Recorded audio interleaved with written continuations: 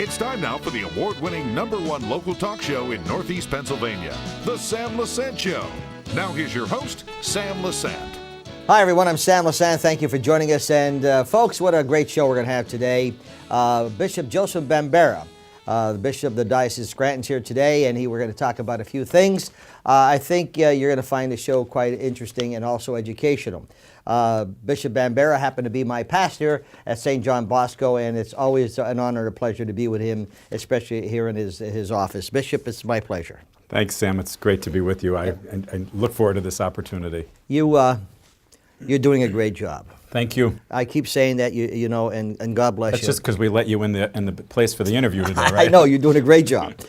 Pray for you every day. Thank you. Because believe me, I know bishops and priests and cardinals, they need all the prayers they can get. Absolutely. It's a challenge these days. It is. Okay? So today, Bishop, I want to talk about two things. I want to talk about what's happening in our country today with the health laws, etc., which the church is very much concerned about.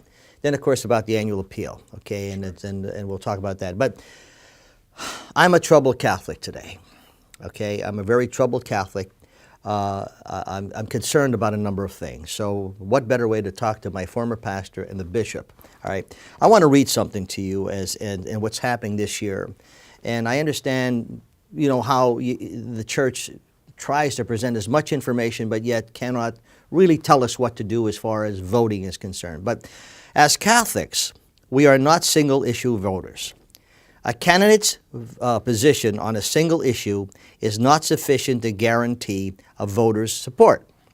Yet, a candidate's position on a single issue that involves an intrinsic evil, such as support for legal abortion or to promotion of racism, may legitimately lead a voter to disqualify a candidate from receiving support. So today, we're faced with probably one of the most serious elections that at least I've ever seen. How do you respond to that? I think it's very important to put that question in context. I've asked all of the pastors in our diocese, the pastors of all the parishes, the 121 parishes and many worship sites that we have around our 11 counties, to communicate to their people information about how we indeed approach the issue of voting. There's a document that has been put out by the U.S. Conference of Catholic Bishops. It's entitled Forming Consciences for Faithful Citizenship. That really becomes for us bishops, and then subsequently for our priests and our people, something of a blueprint guideline for how we might want to approach any given election, not the least of which would be this year's election in just a few weeks. Forming consciences, that's the key point here, the operative part of this that I'd like to just talk about. Because essentially what that statement implies is really what lies at the heart of that document. And the notion of a voter going in to simply vote Democrat or Republican because I've always voted Democrat or Republican because my father did, my mother did, or I live in a county where everybody, or in a neighborhood where everybody votes in that particular way, is something that we want to discourage. We want people to be informed, and we want people to bring to the elective process consciences that are well informed based on Catholic teaching. So, you know, we talk about conscience, and what is conscience? Conscience isn't simply some movement inside of me that says, you know, I can do what I want and how I want as long as it feels good or right. Conscience for us as Christians, we believe, is rooted in the teachings of the gospel. You know, I remember from my seminary days, and I've carried this with me for 30 years almost right now as a priest and now as a bishop, the notion of freedom. And I think it's so important for you to let me just explain this notion relative to conscience and freedom. They really do go hand in hand. What is freedom? And that question is often posed to us. What does it mean to be free? To do what we want, when we want, how we want, and wherever we want? Well, no.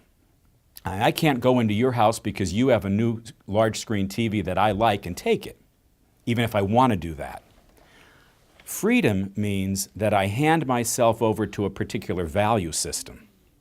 and I live by that value system come what may. So it's that value system for Christians rooted in the gospel of Jesus and the age-old magisterium and teachings of the church that we hope our people will embrace, come to understand, and vote based upon those principles.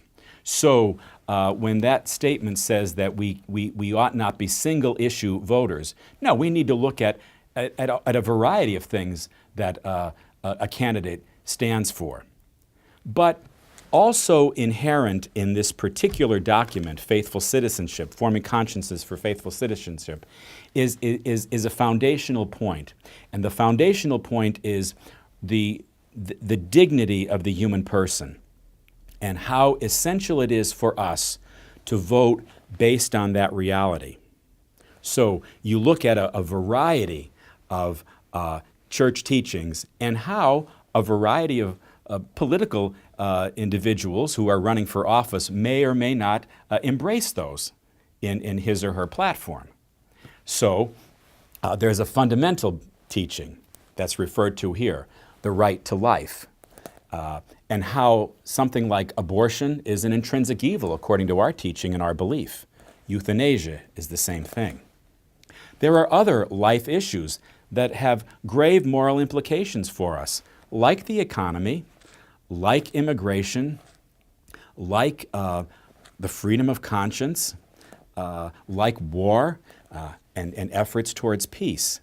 But we believe, and that's why it's not implied, but explicitly noted in that statement that you read to me, we believe that for all the significance of those points that I just talked about, there is one teaching in the church that is really preeminent, out of which all the other opportunities flow, and that's the right to life. If you take that away, then it really doesn't matter much what the economy is, does it? If you take that away, it really doesn't matter whether we let people cross borders. And that's the issue, okay? You explained it so well, Bishop. The issue is that there are a lot of Catholics that are Democrats and Republicans, and some priests are trying to portray what you just said. The point that's interesting here is that it says, yet a candidate's position on a single issue that involves an intrinsic evil, such as support for legal abortion or the promotion of racism, may legitimately lead a voter to disqualify a candidate from receiving support. Now, the Obamacare allows abortion to be mandated as a preventative service, okay? That's serious, okay? How do you respond to that? I think there are many issues that we can look at with respect to the Health and Human Services mandate that has been put forth. And that has indeed become a challenge for the church. A challenge that really takes us over and beyond the specifics of the mandate and really prompt us to look at the whole notion of religious freedom. And we can talk about that at great length. How free am I to exercise my beliefs? So when you bring up clearly issues that are noted in the mandate about having to provide for contraceptives, having to provide for sterilization and the like, they're contrary to church teaching. And clearly in the current administration, there is indeed a preference towards abortion rights, and as you so clearly stated there. Based in the teachings of the United States Conference of Catholic Bishops, which obviously are rooted in church magisterium and biblical teachings and the like, in the document that I referred to a little bit earlier in our conversation, Forming Consciences for Faithful Citizenship, the bishops very clearly state these words, and I want to take my time to explain this because I think this is very, very important for us to hear. If a candidate adheres to a particular platform that we believe is intrinsically evil, a Catholic cannot vote for that person if their primary reason for voting for that person is that particular teaching. In other words, let me explain. If candidate X encourages abortion rights, and I, as a Catholic, say, I'm going to vote for candidate X because she clearly upholds abortion, then that's wrong. That's morally wrong. That's gravely wrong for that Catholic. Because why? By voting for that candidate because of their abortion stand, I'm cooperating in that. That's pretty logical, isn't it? Yes. Where it gets a little bit more challenging for the voter, and that's why it's so important for voters to be well-versed in their faith and to know where particular parties and where particular candidates, I should say, stand. So I look at candidate X. I say, yes, they do have a particular stand that clearly is gravely inappropriate and morally very wrong. But I can look at other aspects of their platform that will deal with other grave moral issues and concerns, and I may look at that and say, well, but the preponderance of what I see in this candidate leads me to think that there are many good things that this candidate can do that can support human rights and human well-being and the dignity of the person. So I can make the decision to vote for that candidate, provided that it's done after I've carefully looked at all of the places in which they resonate or fail to with regard to church teaching and human dignity. That's where we go back to that original statement that you talked about earlier about Catholics shouldn't be single issue voters. Clearly, you know, when it is something that is gravely immoral, the particular platform, that does begin to color a whole lot towards a candidate. But if I can root my determination to vote for this person in a number of other platforms that he or she maintains that are sound and are supportive of human dignity, I can vote for them, provided I'm not voting simply because of political adherence. You know what? I'll slide through here, but you know, once a Republican, always a Republican. Once a Democrat, always a Democrat. So, I guess what you're saying that although there are many Catholics that are very upset with this, okay, with the fact that the Obamacare will be providing abortions, that probably a lot of Catholic hospitals may not be in existence if they have to perform abortions, okay? How do I then make a value decision, like you said, and that sort of gives me like an opening here where, yeah, I know he's for abortion. However, he's for this, for immigration, he's for this here, he's for this here, he's this here, knowing that there will be abortions, okay, under this administration, but he's good in these areas. So I guess that's what you're saying where the conscience comes in? Is that where I'm, because that's where I'm troubled. I mean, I know what you're saying, Bishop, but it's like saying, if you get in that car with that guy, you're going to get in an accident. However, he's a nice guy, and he does take care of his family. But if you get in that car, you're going to get in an accident. Okay, I'm still having a difficult time understanding that. And I know I'm not that bright, but I'm having a difficult time understanding it. It's a very challenging point. There's two things I'd like to separate here. One, you were talking about voting. The other, you're talking about the HHS mandate. Mm-hmm. Now, let's talk about the mandate, okay? I know you cannot say how to vote, but you're letting me get an understanding of what I should do to vote. What I would like you and your viewers to hear in this conversation is that we should vote in a very informed way as Catholics. Yes. You know, people say you can't mix religion and you can't mix politics. Well, guess what? The basic teachings of the Catholic Church, the preponderance of them are rooted in natural law. They're rooted in the natural movements of life and human perspective on so many things. So clearly, we value life. That's what gives me the ability to sit here and breathe and talk to you, who likewise is able to do the same thing. So, let's back up a little bit. Let's look at the mandate. In the Health and Human Services mandate, we didn't pick that fight. That was something that was imposed upon us. And I think it's an important point to put out on the table. By this mandate being implemented, and it will be in August, there was a year extension for religious groups and the like, but it will be implemented in August of 2013 if it continues to go through. If it's not repealed. Correct, Okay. correct. What that will demand then that I do, lest I face penalties and the like, is that churches will have to provide a variety of services through their health insurance that are contrary to what we believe.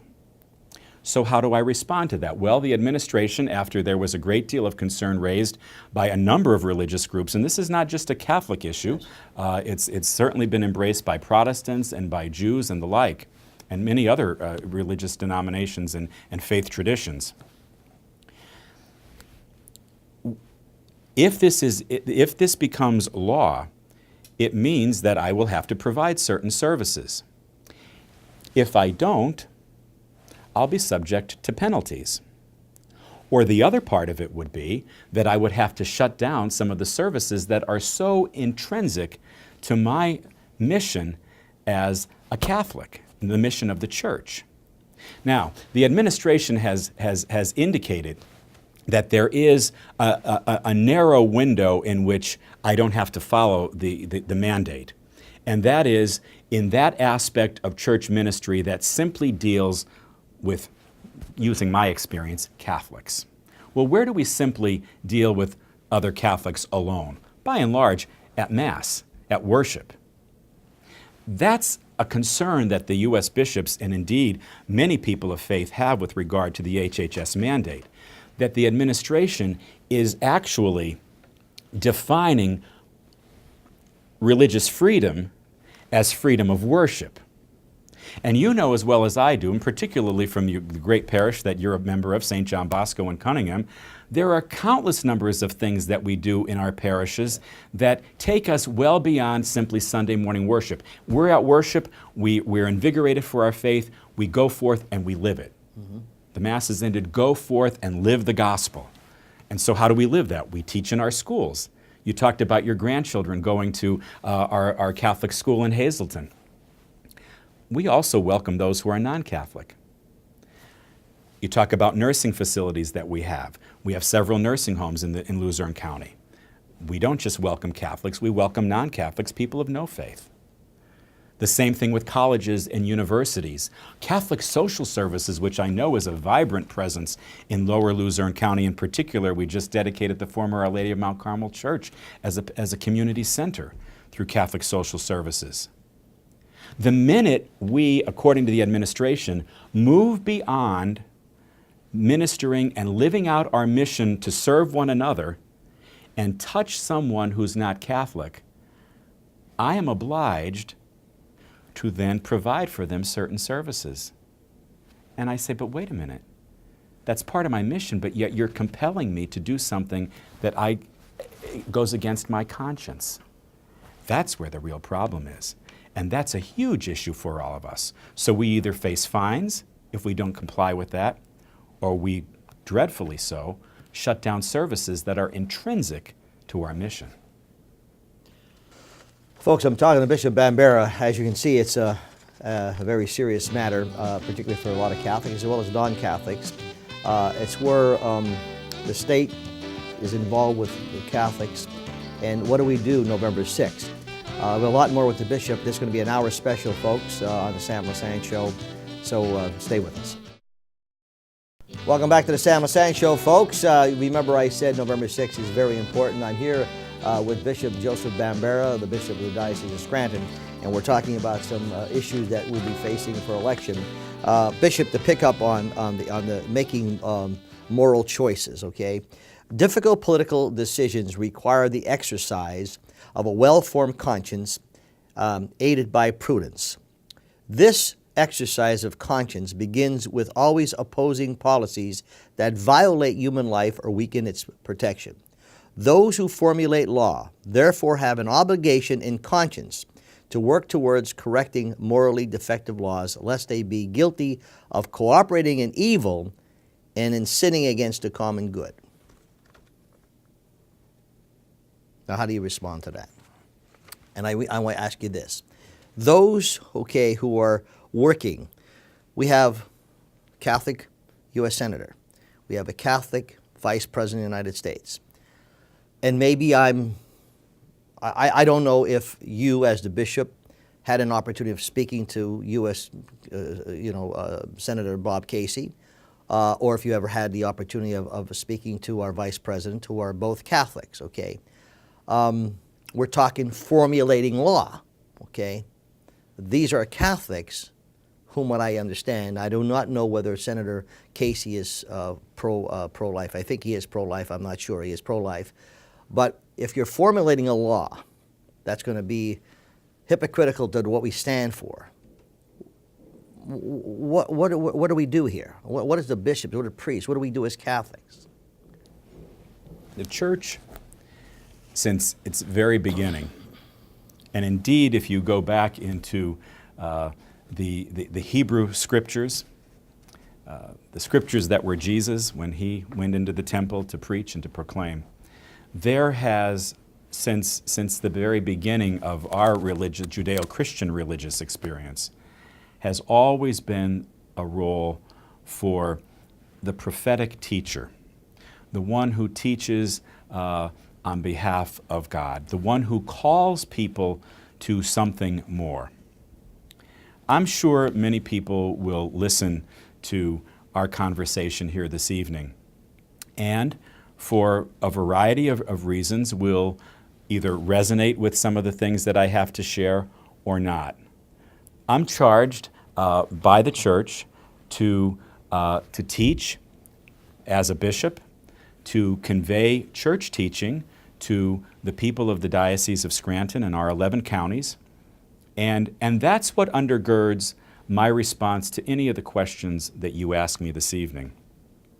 So, when we talk about the notion of an election, at the heart, and I'll go back to something that I said earlier in the show, at the heart of what we bring as Catholics to an election should be a well-formed conscience that's rooted in our religious beliefs.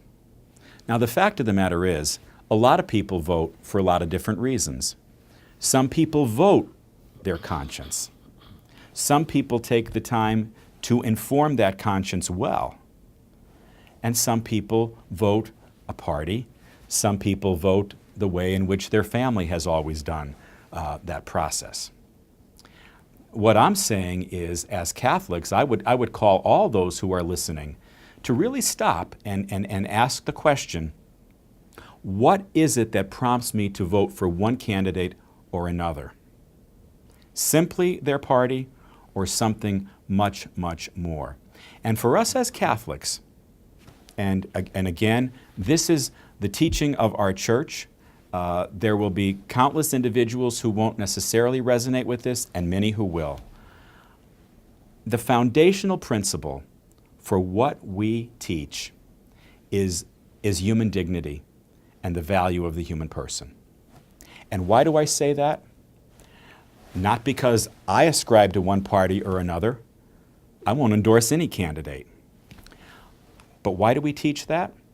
I just celebrated the beginning of the Year of Faith. It starts today. And we had a huge gathering at our cathedral. And we spoke about, in that Year of Faith, our relationship with Jesus. That's what it boils down to. What's this Year of Faith all about? That we grow in our understanding of the Lord. Why, and I shared this with the congregation and with those who were watching, why do we speak principally about human dignity and the value of the human person? Because of Jesus.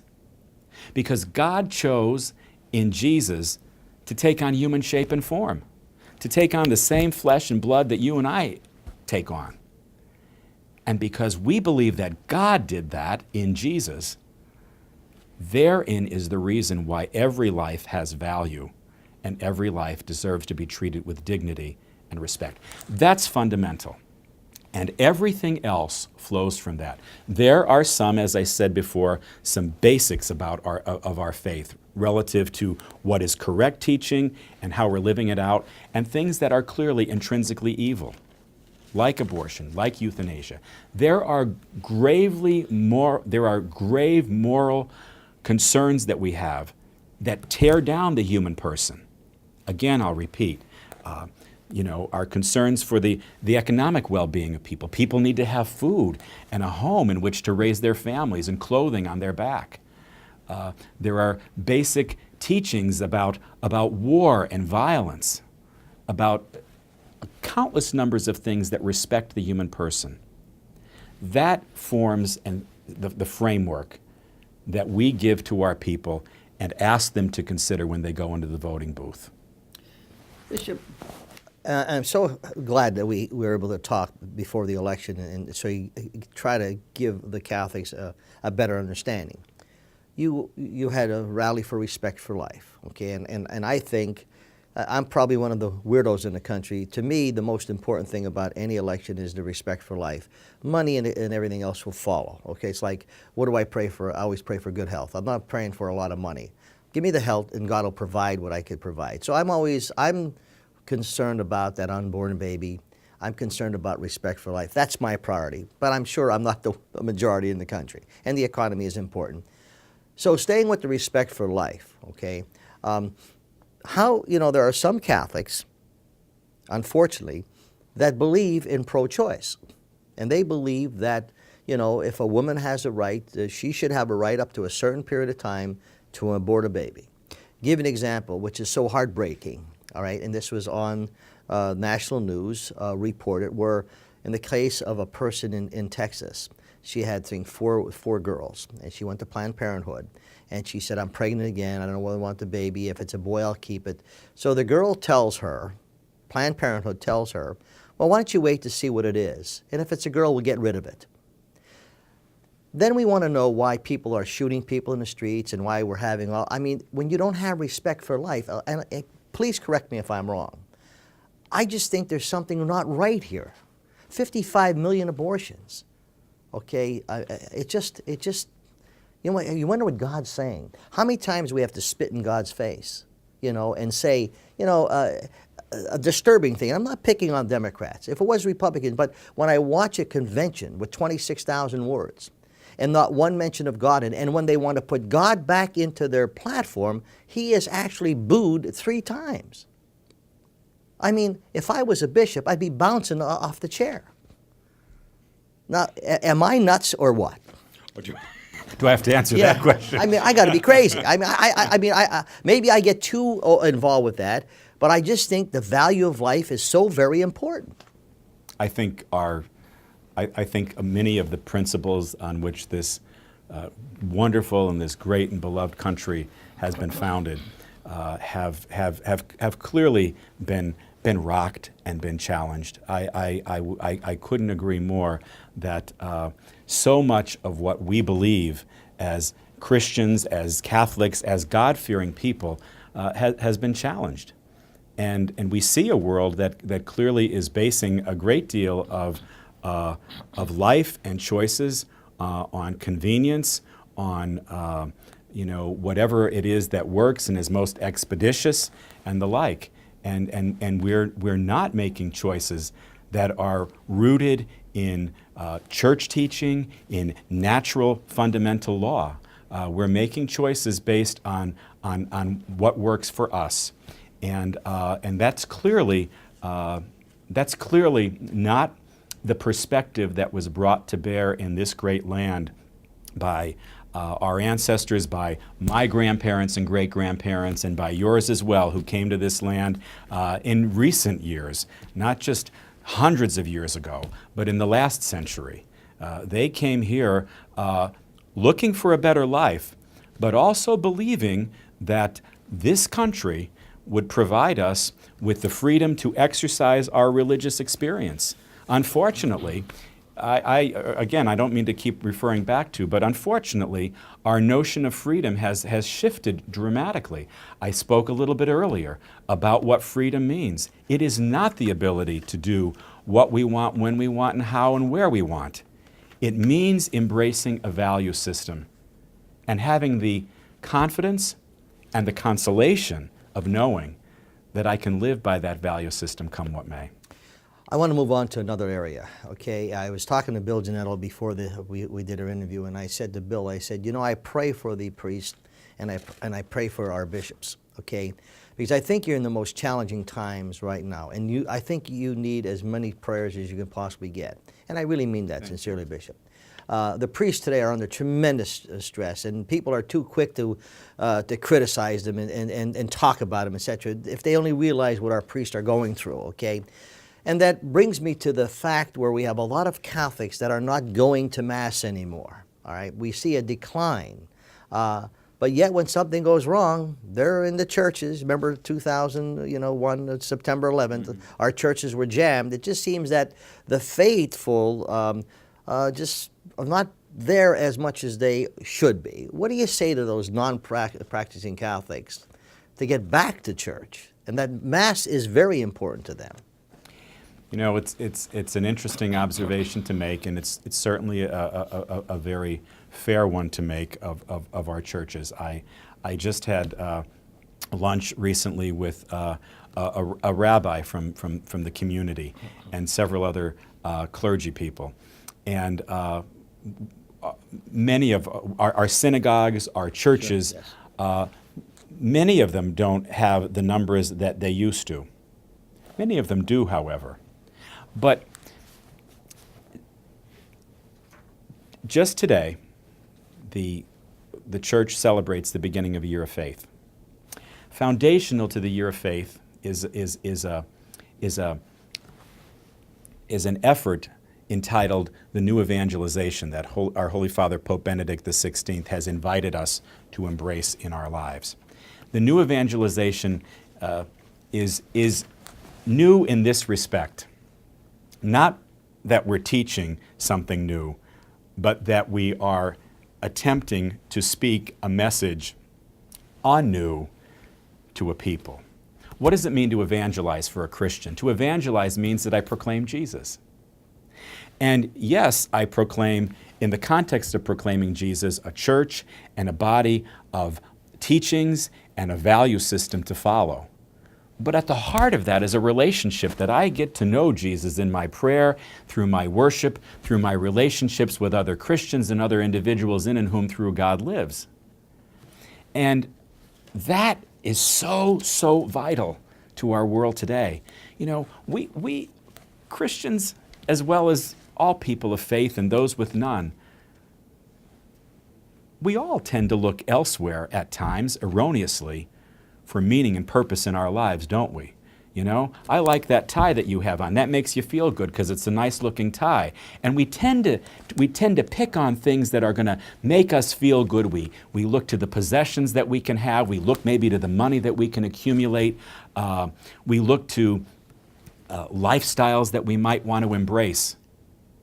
And every one of us, when the chips are down, at some point in our lives will come to the recognition that the things that we adhere to, the possessions that we acquire, aren't going to give us meaning and fulfillment. You know, somebody once said this to me, and I use this image so often. Everything that we own, from this ring to this suit to that nice tie, will one day belong to somebody else, won't it? Yes. We don't take one thing with us. Folks, I'm talking to Bishop Bambera. Very interesting conversation. He mentioned something before. He said to serve one another.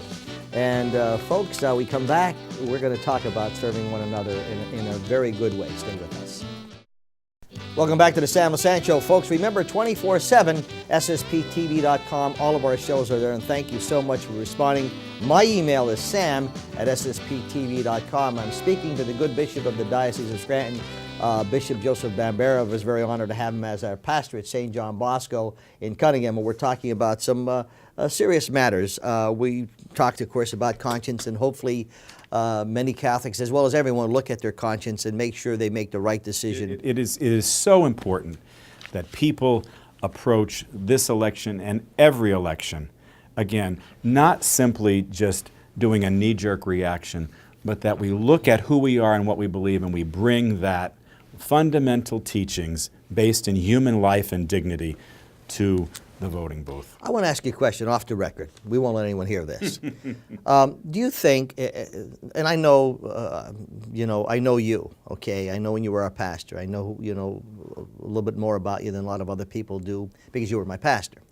But as the bishop, when you have a politician who is in Congress or whatever, do you have any personal conversations with them as to the way the church thinks and being that they're Catholics? There are opportunities for conversations, yeah. Okay. And I would think that sometimes it would be important. I would be remiss if I was the bishop to not communicate with these people. So with that being said, let them assume what they have to assume. Serve one another. Last year, the annual appeal, okay, Diocesan Annual Appeal, I think did so well, and so many great things came of that. And when you're touched by these different things, you could see them. It's like, unless you have something wrong, a cancer, etc., some people can't relate until they have it, and they could really have that apathy and sympathy. But I see what the annual appeal is. So the viewers know, what is the annual appeal? What do you do with that? And all the great things that come. And I love the theme this year, serve one another. How simple could that be and so honest, It's as simple as it gets, and it really is the heart of our faith. For all that we learn, for all that we profess, it only makes sense when we serve one another. It only makes sense when we put into practice what we believe. I had the privilege of celebrating confirmation a few days ago at Holy Annunciation Parish in Hazleton, and I spoke to the kids about one of the results of confirmation, that it makes us strong and perfect. In your day, they called you soldiers of Jesus Christ, but today we say strong and perfect Christians and witnesses of Jesus Christ. And what does it mean to be a witness? To be a witness means that essentially that I live with integrity.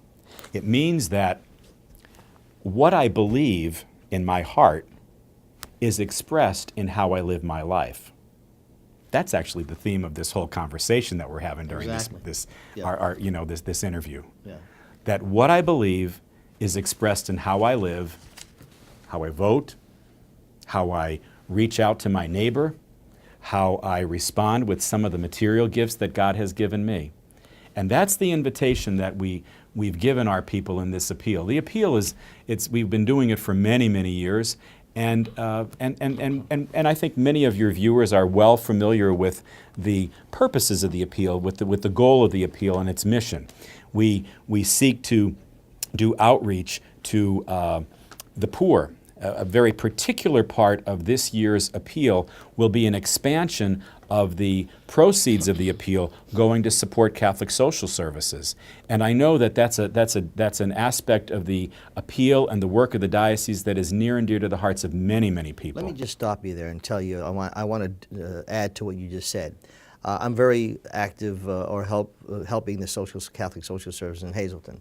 I've been there on 2 occasions where we did interviews and for different drives that I've had with my media partners in Hazleton, the Standard Speaker. And I was there, and I've seen people coming in. I've seen the help. I've seen these people that are in so dire need and so thankful that social service is there, whether it was them giving a can of food, whether it was the clothes, whether etc. And I'm thinking to myself, what if we didn't have that there? What if we didn't have that? So I was able to see that and how it touched those people. And I don't care whether they were black, pink, turquoise, it didn't make any difference. They're human beings. That's right. And they were seeking out for help. And here's a bird where we're able to help these people. So that's where I said where you touch it. I didn't mean to interrupt you, Bishop. No. But it's so very important because I saw that, okay, saying, boy, I'm thankful I gave to that opinion. But there's a consistent thread again with this entire interview, because we are able to provide for people at Catholic Social Services in Hazleton and a number of our places where we sponsor food pantries and soup kitchens. We don't have people tell us whether they're Catholic or not Catholic when they come through the door. We say, are you hungry? And if you are, come in line and we'll give you something to eat. That's one of the real benefits of the Diocesan Annual Appeal that I'm so proud of. And we're increasing the funding out of it. We've increased actually the goal of the appeal this year. Last year it was $5.4 million. We are increasing this year's to $5.5 million to offset our increase for support of Catholic social services. 550 meals a day, according to what this letter is that you send out. 550 meals a day you're providing for people. I mean, if I just had a dartboard and threw the dart and wherever it landed, and say, that's so critical, okay? Whether it's the parishes, whether it's feeding the people that need it. And so continue on what else the appeal is doing. Well, the appeal, it helps fund our Catholic schools.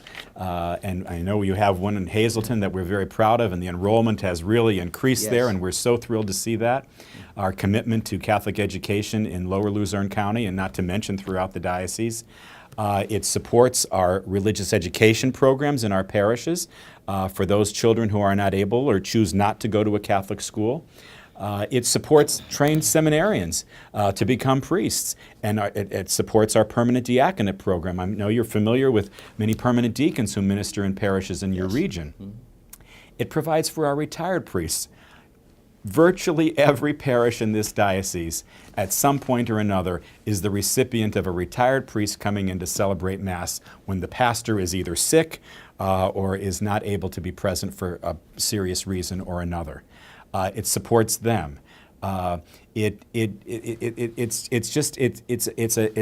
an opportunity that we've been given that is just so significant. It supports in a very special way Catholic communications. We have Catholic television of the Diocese of Scranton, the Catholic Light. We have, of course, in a new media-savvy world, we have a very extensive website that people use constantly. All of these things are supported by the appeal, and I'm so grateful to countless numbers of individuals. You know, it's amazing to me that even in an era where the economy has certainly been challenged, we not only made our appeal goal this year and last year right in the midst of an incredibly challenged economic time, we've had an increase in donors, believe it or not. And you know, when you mentioned, I've talked to a lot of people, even in our own parish, and you know, there's so many reasons to help. And some people, we have a lot. God bless us with a lot. We can give up a lot, give up certain things to help the annual appeal. Talk about priests, retired priests. Talking to a person says, I remember Father such and such, and he was so good to our family, and he did so many great things when he was in the past. Where is he now? Well, he's up at the the Villa. We have Villa, a retirement home for priests. And I was there interviewing Bishop Timlin that time, and I saw mostly a lot of priests I remember. Okay, and I think all these priests that gave so much, and they want so little. That alone is an opportunity to give, something to help those priests, especially when you have the second collections and where you're helping the priest. Because we forget how many times these priests helped our families out. Never asked for a cent, never asked for a penny. Okay, with that being said, okay, all the great things you do and the people, and you don't say, I don't think Bishop Timlin tells his priest, are you Catholic? Okay, you have it. You're not Catholic? No, you can't have it. You don't know who they are that you're helping. As you expand with the annual appeal, I'm hoping that people understand where it is, how they're helping so many people, and those people have been touched by it. They can see that. For those people, okay, who have not contributed to the annual appeal, okay, and these things, what do you say to them? I think that my response to that question is there could be a lot of reasons. Last year, for example, a year ago, with the beginning of last year's appeal, you might remember that 6 of our 11 counties were underwater. We had terrible floods. I no more would expect those people to give when their houses have been washed away or they have had extensive amounts of damage. Many of them did, believe it or not. We responded to them through the generosity of our people, and they continue to give back. Isn't that amazing? Even those who are most challenged. So what do I say to those who haven't given? If you can't, God bless you, and you just take care of yourselves and your own families and your own needs. We understand the challenges that people face. We face them in different ways. But if you can, just think about how good God has been to you and consider giving back in some way. We'd be happy to use it for the good work that we do. If you can think of somebody else who needs it, maybe your neighbor, go there too. But remember that generous spirit is so much a part of who we are as Christians. I have a saying, how come I have to give? I told a friend of mine, well, you stop giving when God stops giving to you. Okay? It's very simple, and I could see a certain friend of mine, was complaining about, the church. I said, the other night you were out and you bought, I think about 5 or 6 people a drink. You left there leaving $75 or $100 on the bar. Okay, and nothing wrong. I'm not. However, maybe one time a month you don't do that, and think of what you could do in helping. I said, so I'm not saying everyone's loaded and has a lot of money, and like you said, if you can't afford it, fine. But I think the old expression is, you stop giving when God stops giving to you, and I don't care where my money goes. I just know that it's going to a good purpose. And whether it's going for a retired priest or whether it's going for someone who's hungry or with someone who had education, and God bless my mother's soul, she loved Catholic television. I mean, sometimes she was watching Catholic television before she was watching the Sam Lesante show, and we had some serious conversations about that. But anyway, she loved it. Okay, and our massive inspiration. I know you have the masses here, which is great, but in Hazleton we have the. I when remember you were celebrating on those. And people, I get letters and saying thank you for that, and that's just a little thing we do. You do it 24/7. Now you said, what was the goal last year? Last year, 5.4 million. This year, 5.55. Okay. You going to make the difference up on that? Here's what I'm doing, okay? I always wanted to do this. I'm not giving you the difference. But last year, folks, I doubled my annual appeal, okay? This year, I'm increasing it by 50%. Now, if everybody would increase their goal by 50% of last year, could you imagine all the good we would do, Bishop? This is my annual appeal. Now, I know Father Lambert's going to get mad at me, but I'm giving you my appeal. Okay, but I normally dropped it in the thing, but however, we will get credit for that. But I've increased it by 50% because I think it's so very important, and I think people who talk about it should help. Bishop, not because I know you, I think you're doing such a great job for the morale of our people that need it so bad. You're so you're not partial. You handle the parishes with class and honesty, and the priest. You make moves, and I'm sure the Holy Spirit's working with you all the time. You need all the praise. I said you need all the praise you can get. I golfed with Father Ryan last week, and we once in a while we'll golf, and we were talking about the great work that you're doing, and so how do you work with the colleges in this area? I have a good relationship with the colleges in this area. I meet with the college presidents. We are blessed to have 4 Catholic universities, colleges, Marywood, the University of Scranton, King's, and Misericordia. And we have a very, very fine relationship with them. If things come up, my style of trying to approach that is just trying to talk and see what we can work out so that, clearly the Catholic identity of these schools, which is so vital to them and that they treasure so much, is maintained, is fostered, and is encouraged. We're really very fortunate to have 4 great presidents. They are great. Folks, you're watching the Sam Lesante Show. I'm here with Bishop Bambera. I just got an idea. I just got a great idea. If Bishop Bambera would stand on the corner here on a Saturday afternoon from 1 to 3, and you bring your pledges there and increase them by 50%, you could give him like I just gave him. I'm increasing my pledge by 50%. Here's the check, Bishop Bambera. But I hope you do well with your annual appeal. It's always a pleasure. Thanks for taking the time. I know this is supposed to be a half-hour show, but I think this election and the conscience is so important for Catholics to understand that. I'm hoping and praying, Bishop, that they will understand what you said, okay, and vote with their conscience, and hopefully we'll continue to grow instead of stay stagnant and serve one another, okay?